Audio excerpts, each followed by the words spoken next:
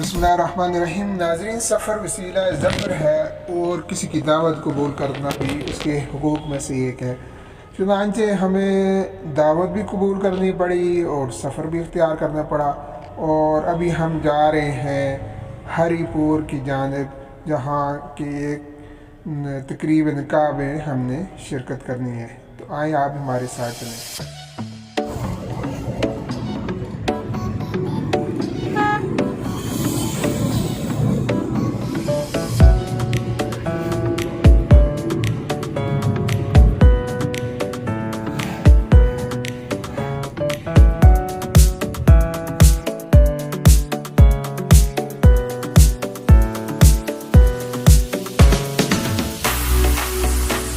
हवेलिया से हरीपुर का जो रास्ता है वो बागात से भरा हुआ है। इसके इर्द गिर्द बागात हैं। ये अभी हरीपुर के हम उस रोड से गुज़र रहे हैं जो कि बाईपास है, वो एक साइड पे गुज़र चुका है।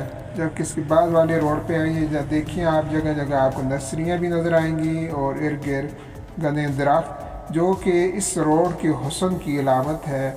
और खुसूसन इन दरख्तों का मज़ा तो गर्मियों में खूब आता है कि जब हर तरफ चिलचिलाती धूप होती है, तो ये सायादार दरख्त जो हैं ये भी एक नई ताजगी, फ़रहत और इत्मीनान का एहसास दिलाते हैं। और यही इस हज़ारा के इस रोड की रौनक है। और हमारी दुआ है कि ये हमेशा सरसब्ज़ व शादाब रहें और इसकी खूबसूरतियों में इजाफ़ा करते रहें।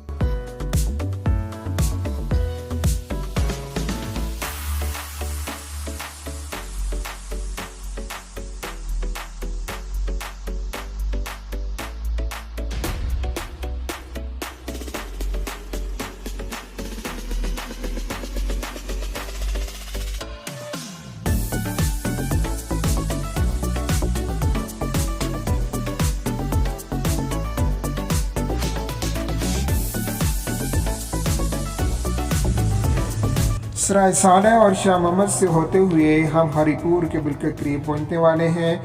और यहाँ नर्सरियों का एक लामुतनाई सिलसिला फिर शुरू होने वाला है। और यही नर्सरियाँ इसकी खूबसूरती में मज़ीद इजाफ़ा का बायस बनी हुई हैं।